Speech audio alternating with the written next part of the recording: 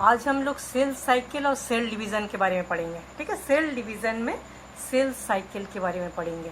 ठीक है, cell cycle किसे बोलते हैं? सेल बनने से लेके सेल डिवीज़न के द्वारा डॉटर सेल बनने तक। ठीक है, पहले सेल बना, फिर सेल का धीरे धीरे ग्रोथ एंड डेवलपमेंट हुआ, सेल डिवीज़न हुआ, 2 डॉटर सेल बना। ये पूरे जो स्टेज होता है इसको बोला जाता है सेल साइकिल। ठीक है, सेल हम लोग जानते हैं कि एक सेल जो है वो डिवीज़न के द्वारा ही आगे सेल नया नया सेल बनता रहता है। ठीक है, सेल से टिश्यू बनता है, टिश्यू से ऑर्गेन, ऑर्गेन से ऑर्गेनिज्म बनता है। इस टाइप के बिना सेल डिवीज़न के आगे डेवलपमेंट हो ही नहीं पाता। ठीक है, एक सेल डिवीज़न करके मल्टी सेलुलर ऑर्गेन्स बनाता है और उसी सेल डिवीज़न से ही नए नए जो ऑर्गेनिज्म जो है वो बनता है, ऑर्गेन बनता है, सिस्टम बनता है। ठीक है, मतलब बिना सेल डिवीज़न की कोई लाइफ की कल्पना ही नहीं किया जा सकते। ठीक है, सबसे पहले विर्चो एक साइंटिस्ट थे 1855 में, ऐसा बताए थे कि हर सेल जो होता है वो सेल डिवीज़न के द्वारा ही बनता है। ठीक है, जो सेल नया बनता है वो पुराने सेल के डिवीज़न से ही बनता है। मतलब एक सेल के डिवीज़न से ही कई सेल बनता है, उसी से ऑर्गेन सिस्टम बनता है। मतलब लाइफ के लिए सेल डिवीज़न जरूरी होता है। ठीक है, तो जो सेल डिवीज़न होता है उससे डॉटर सेल बनता है और सेल में बहुत सारा काम होता है, जैसे ग्रोथ एंड डेवलपमेंट होता है सोमेटिक टिश्यू का। सेल डिवीज़न से ही नए नए ऑर्गेन सिस्टम बनता है। ठीक है, रीजेनरेशन डैमेज टिश्यू, बहुत बार ऐसा होता है कि मल्टीसेलुलर ऑर्गेनिज्म में बहुत सारी टिश्यूज जो है खराब होता जाता है, तो नए नए सेल डिवीज़न होता रहता है, तो डैमेज वाले टिश्यू को हटा के उस जगह में नया सेल बनता है। मतलब ग्रोथ एंड डेवलपमेंट को सही बनाए रखने के लिए भी सेल डिवीज़न जरूरी होता है। ठीक है, एसेक्सुअल रिप्रोडक्शन, सेक्सुअल रिप्रोडक्शन, नया सेल्स जो है पुराने सेल से सेल डिवीज़न के द्वारा बनता है। इस टाइप से हम लोग बोलते हैं कि लाइफ का इवोल्यूशन बिना सेल डिवीज़न के हो ही नहीं सकता। ठीक है, तो सेल अभी देखेंगे हम लोग cell cycle. Cell division cell होना बहुत ही ज़रूरी है, बहुत ही ज़्यादा इम्पोर्टेंट होता है, और उसमें सेल डिवीज़न जो है उसमें सेल साइकिल को हम लोग सबसे पहले देखेंगे। सेल साइकिल किसको बोला जाता है? हम लोग बोले कि सेल बनने से लेके डिवीज़न द्वारा नया डॉटर सेल बनने तक पूरा जो स्टेज होता है उसको हम क्या बोलेंगे? Cell cycle. ठीक है, तो हावर्ड एंड पेल्क 1953 में सबसे पहले सेल सेल का हर स्टेजेस को देखे थे, सेल डिवीज़न के स्टेजेस के बारे में बताए थे। ठीक है, ऐसा बोले थे कि 2 फेसेस होता है सेल साइकिल में। सेल साइकिल में 2 फेसेस होता है, एक होता है इंटरफेस और दूसरा होता है डिवीज़न फेस। डिवीज़न फेस को एम फेस, माइटोटिक फेस भी बोलते हैं। ठीक है, एक होता है इंटरफेस और दूसरा होता है सेल डिवीज़न फेस। इंटरफेस किसको बोलेंगे हम लोग? इंटर मतलब बिटवीन 2 सेल डिवीज़न। जैसे एक सेल डिवीज़न हुआ, 2 सेल बना, उसके बाद फिर डिवीज़न होता है, फिर सेल बनता है, तो 2 डिवीज़न के बीच का जो टाइम ये रहता है, स्टेज रहता है, उसको हम बोलेंगे इंटरफेस। ठीक है, इंटरवल बिटवीन 2 डिवीज़न, 2 डिवीज़न के बीच का जो समय होता है उसको बोला जाता है इंटरफेस। ऐसा माना जाता है कि उसको रेस्टिंग फेस है, इंटरफेस को रेस्टिंग फेस भी बोला जाता है, क्योंकि एक सेल डिवीज़न हुआ, दूसरा सेल डिवीज़न होगा, तो एक सेल डिवीज़न के बाद जब दूसरा सेल डिवीज़न होगा, वो बीच वाला जो समय होता है उसको रेस्टिंग फेज भी बोला जाता है। लेकिन ये सही नहीं है, क्योंकि वो जो समय रहता है उसी समय में सेल में ज़्यादा से ज़्यादा बायोसिंथेटिक एक्टिविटीज़ होता है। ठीक है, मतलब बहुत सारे मेटाबॉलिक एक्टिविटीज़ से और नए नए चीज़ें बनता है। उस समय नया जो सेल डिवीज़न होगा उसका पूरा तैयारी उसी समय, वो रेस्टिंग वाले जो पीरियड रहता है उसी समय हो जाता है, उसको टेम्पोररी फेज भी बोला जाता है। पूरी तरह से सेल डिवीज़न के लिए प्रिपेयर कर लेते हैं सेल। ठीक है, जैसे protein, enzyme, hormone, DNA, RNA, इस सब का सिंथेसिस इस फेज में होता है, इंटरफेस में। इस फेज में क्या क्या होता है हम लोग देखेंगे। सबसे पहले हम लोग देखेंगे कि जो न्यूक्लियस होता है, न्यूक्लियस बहुत ही साइज में बड़ा हो जाता है और क्लियर हो जाता है। डीएनए कंटेंट जो है उसके अंदर, न्यूक्लियस के अंदर जो क्रोमोसोम रहता है उसमें जो डीएनए पाया जाता है वो डबल हो जाता है डीएनए रिप्लिकेशन से। ठीक है, क्रोमोसोम पहले इस टाइप से, ये इंटरफेस न्यूक्लियस है, पहले पूरे जाल जैसा क्रोमेटिन फाइबर्स के रूप में फैले हुए रहते हैं। लेकिन बाद में धीरे धीरे इंटरफेस में क्या होता है, कॉन्डेंस होना चालू होता है, एक जगह जमा होता धीरे धीरे क्या होगा, जो दो क्रोमेटिड बनाएंगे, बीच में सेंट्रोमियर बनाएंगे, एक मतलब क्रोमोसोम बन जाता है। जाल जैसा फैला हुआ जो क्रोमेटिन नेट रहता है वो क्रोमोसोम में चेंज हो जाता है। न्यूक्लियोलस जो है वो भी साइज में बड़ा हो जाता है, क्लियर दिखने लगता है और मेटाबॉलिक एक्टिविटीज़ बहुत बढ़ जाता है। प्रोटीन, एंजाइम, ये सब का सिंथेसिस बहुत रैपिडली होता रहता है।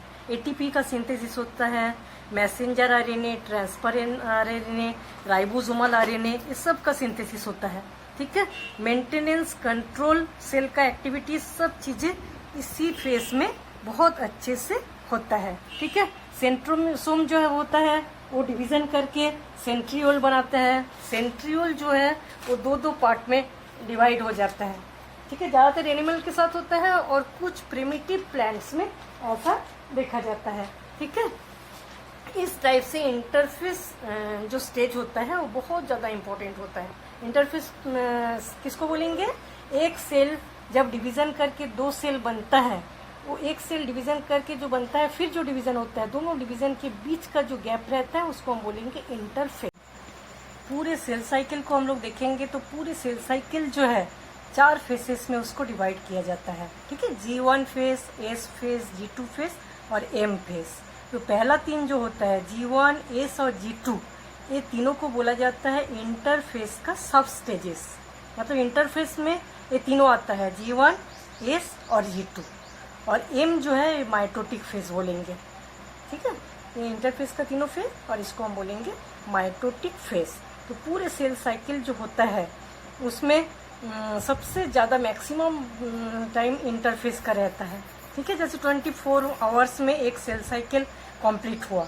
ठीक है, उसमें 10 से 12 घंटा G1 फेस लेते हैं, S फेस होने में 9 घंटा लगता है, G2 फेस के लिए 4 घंटा लगता है और M फेस के लिए 1 घंटा। ठीक है, माइटोटिक डिवीजन वाला जो फेस होता है वो 1 घंटे में हो जाता है। ठीक है, इस टाइप से पूरे सेल साइकिल जो है 4 भागों में बांटा जाता है, G1 face, S face, G2 face और M फेस। G1, S और G2 जो है ये इंटरफेस में आता है और M जो है उसको बोला जाता है माइटोटिक डिवीजन फेस। ठीक है, तो G सबसे ईस्ट जो होता है ये थोड़ा अलग होता है, पूरे सेल साइकिल को 90 मिनट्स में कंप्लीट कर लेते हैं। सेल डिवीज़न वाला सेल से बनने तक से सेल डिवीज़न तक 90 मिनट्स में कंप्लीट कर लेता है ईस्ट। तो हम लोग अब देखेंगे G1 फेस। सबसे पहले देखो, हम लोग सोचते हैं कि सेल डिवीज़न होता रहता है और नया सेल बनता रहता है, नए नए टिश्यूज़ बनता है, ऑर्गेन बनता है, सब बनता है, लेकिन एक एक सेल डिवीज़न का जो टाइम पीरियड रहता है वो भी बहुत ज़्यादा उसको कंट्रोल में रखा जाता है कि इतने टाइम में ही ये फेस कंप्लीट होना है, दूसरा टाइम शुरू करना है। ऐसे बहुत ज़्यादा एक स्टेप बाय स्टेप बहुत ही अच्छे से पूरा ये कंट्रोल होता है, तभी सेल डिवीज़न होता है। क्योंकि सेल डिवीज़न होते होते कोई भी एक फेस में थोड़ा सा एबनॉर्मेलिटी आ जाता है तो सेल डिवीज़न ठीक से नहीं हो पाता है और जो नया डॉटर सेल बनेगा उसमें बहुत सारा कमी दिखने लगता है। ठीक है, इसलिए सेल डिवीज़न जो है बहुत अच्छे से सिस्टमेटिक तरीके से होता है। G1 में 10 से 12 घंटा ही लगता है, S फेस जो है 9 घंटा लगता है, G2 4 घंटा और M फेस 1 घंटे में कंप्लीट होता है। ठीक है, सबसे पहले हम लोग देखेंगे G1 फेस। G1 फेस को first gap face, first growth face और पोस्ट माइटोटिक फेस भी बोला जाता है। ठीक है, सबसे पहला फेस होता है इंटरफेस का और सबसे ज़्यादा टाइम लेता है। ठीक है, G1 is the largest stage, सबसे बड़ा स्टेज होता है सेल डिवीज़न का। 30 से 40% तक टाइम पूरे सेल साइकिल का लेते हैं। ठीक है, इसमें क्या होता है, G1 फेस में सबसे पहले सेल डिवीज़न आगे बढ़ना है कि नहीं इसका निर्णय लेते हैं। ठीक है, G1 फेस में न्यूक्लियस सेल डिवीज़न का निर्णय लेते हैं कि अब सेल डिवीज़न शुरू करना है। ठीक है, तो सेल साइज इसमें बढ़ जाता है और मतलब जो न्यूक्लियोटाइड जैसे adenine, guanine, cytosine, thymine, uracil, हम लोग जानते हैं कि डीएनए ये सब चीज़ों से बना होता है, प्यूरिन एंड पिरिमिडिन्स। ठीक है, तो ये सब जो न्यूक्लियोटाइड्स होता है वो न्यूक्लियस के अंदर ज़्यादा से ज़्यादा स्टोर होने लगता है। एंजाइम का सिंथेसिस होता है, एटीपी मॉलिक्यूल का सिंथेसिस होता है और डीएनए रिप्लिकेशन के लिए जो जो चीज़ें चाहिए सब जमा होता है। आरएनए का सिंथेसिस होता है, कार्बोहाइड्रेट, प्रोटीन, लिपिड्स का सिंथेसिस होता है इस स्टेज में। ठीक है, क्रोमेटिन फाइबर्स जो है पूरे जाल जैसा फैला हुआ रहता है और धीरे धीरे कॉन्डेंस होना चालू हो जाता है। ठीक है, क्रोमोसोम नहीं बनता है इसमें, लेकिन कॉन्डेंस होना चालू कर देते हैं। इस टाइप से G1 फेज में बहुत सारे चीज़ें होता है। ठीक है, क्या क्या होता है? सेल का साइज बढ़ता है, बहुत सारी चीज़ों का सिंथेसिस होता है। न्यूक्लियोटाइड जैसे adenine, guanine, cytosine, thymine, uracil, ये सब चीज़ें न्यूक्लियस के अंदर स्टोर होता है। एंजाइम, एटीपी, ये सब सिंथेसिस होता है। डीएनए रिप्लिकेशन के लिए जो जो चीज़ें चाहिए सब इकट्ठा हो जाता है। ठीक है, आरएनए, कार्बोहाइड्रेट, प्रोटीन, लिपिड्स, ये सब का सिंथेसिस होता है। और क्रोमेटिन फाइबर्स जो जाल जैसा फैला हुआ रहता है वो कॉन्डेंस हो जाता है इस फेस में, G1 फेस में। ठीक है, अब हम देखेंगे एस फेस। इसके बाद एस फेस होता है। एस फेस जो है उसमें डीएनए रिप्लिकेशन होता है, मेनली उसमें डीएनए रिप्लिकेशन होता है। ठीक है, तो डीएनए जो है वो रिप्लिकेशन होता है डीएनए पॉलीमेरेज एंजाइम की प्रेजेंस में। प्यूरिन और पिरिमिडिन्स जो है वो जमा होता है। प्यूरिन पिरिमिडिन्स में क्या होता है? न्यूक्लियोटाइड्स आता है, adenine, guanine, cytosine, thymine, uracil, उस सब से डीएनए रिप्लिकेशन होता है। और डीएनए की मात्रा जो पहले सेल की मात्रा में डीएनए था उससे डबल हो जाता है, क्योंकि सेल डिवीजन से नए सेल में हो जाता है डीएनए। ठीक है, डीएनए की मात्रा जो है डबल हो जाता है। हर क्रोमोसोम जो है, ठीक है, उस क्रोमोसोम जो है उसमें दो दो क्रोमेटिड बन जाता है और बीच में सेंट्रोमियर। ठीक है, हिस्टोन प्रोटीन का सिंथेसिस होता है और न्यूक्लियोसोम बनता है। ठीक है, इस फेस में इतना कुछ होता है। डीएनए रिप्लिकेशन होगा। डीएनए रिप्लिकेशन के लिए प्यूरिन, पिरिमिडिन और डीएनए पॉलीमरेज एंजाइम का हेल्प चाहिए। हर क्रोमोसोम जो है क्रोमेटिड मतलब जो क्रोमेटिन जाल जैसा फैला हुआ था वो क्रोमोसोम में चेंज हो जाता है। इसका मतलब है दो दो क्रोमेटिड बन जाता है, बीच में सेंट्रोमियर। ठीक है, हिस्टोन प्रोटीन का सिंथेसिस होता है, नया न्यूक्लियोसोम बनता है, एस फेस में होता है। ठीक है, अब हम देखेंगे G2 face. G1 face, S phase और G2 फेस, ये तीनों इंटरफेस का फेस होता है। इसको सेकेंड गैप फेस भी बोलते हैं और प्री माइटोटिक फेस भी बोलते हैं। ठीक है, और लास्ट फेस होता है इंटरफेस का। इसमें बहुत सारे प्रोटीन सिंथेसिस होता है। किसके लिए? स्पिंडल फाइबर फॉर्मेशन के लिए। ठीक है, बहुत सारे प्रोटीन का सिंथेसिस होता है जिससे स्पिंडल फाइबर्स का फॉर्मेशन होता है।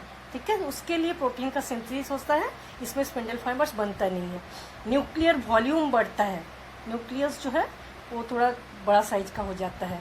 ठीक है, और जितने सारे डीएनए रिप्लिकेशन हुआ इस फेस में, उस डीएनए रिप्लिकेशन में जितने भी डैमेज डीएनए था उस डीएनए का रिपेयरिंग होता है G2 फेस में। ठीक है, जो डैमेज डीएनए हुआ है उसका पूरा रिपेयरिंग होता है।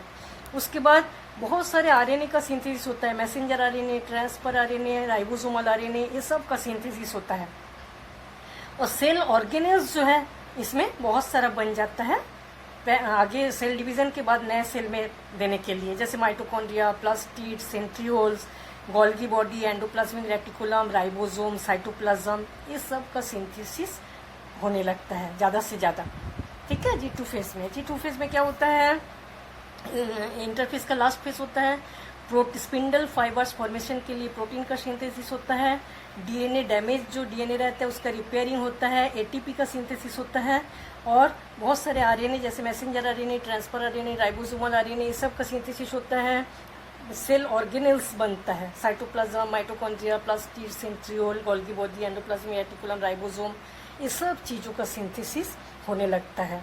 ठीक है, ज़्यादा से ज़्यादा ये तीनों फेज, मन ऐसा लगता है कि ये तीनों फेज जो है बहुत ज़्यादा इम्पोर्टेंट होता है, क्योंकि कुछ भी न्यूट्रिएंट की कमी हो जाए, कुछ इनहेबिटर की उपस्थिति हो जाए तो ये फेज ठीक से हो नहीं पाता है। ठीक है, क्योंकि हर फेज जो है इसको कंट्रोल किया जाता है 3 जगह में। जैसे ये फेज होते होते भी 3 जगह में इसको चेक किया जाता है। जैसे G1 फेज, G1 फेज सबसे पहले निर्णय लेता है कि सेल डिवीज़न आगे बढ़ना है कि नहीं, क्योंकि कोई भी कमी जो पहले दिखता है उसको तो सेल डिवीज़न को रोक दिया जाता है।